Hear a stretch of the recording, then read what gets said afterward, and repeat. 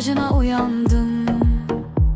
Gülüşün hala içimde yankılandı.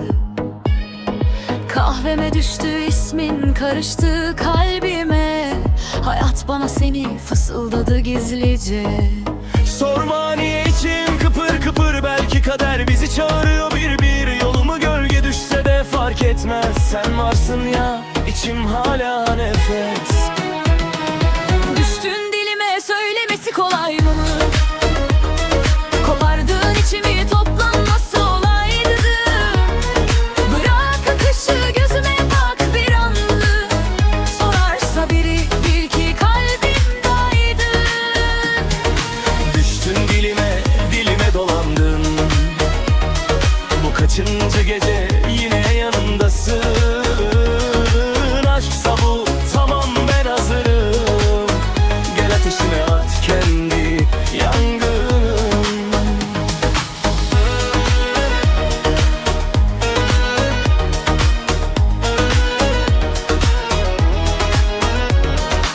Kafamda döndü dünün hayali.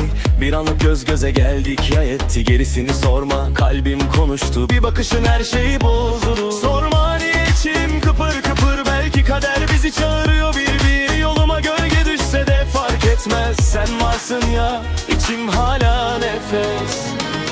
Düştün dilime, söylemesi kolay mı? Kopardığın içimi, toplanması olaydı. Bırak akışı, gözüme bak bir anlık. Sorarsa biri, bil ki kalbimdeydin.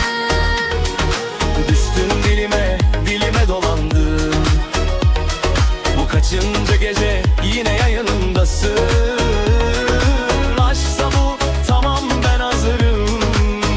Gel ateşime at kendini yangın. Ah seni sevmek delilikse tamam deliyim. Başımı döndürdün, peki ya sen neysin?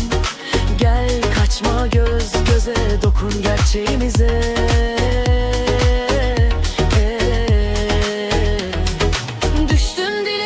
Düştün kalbime.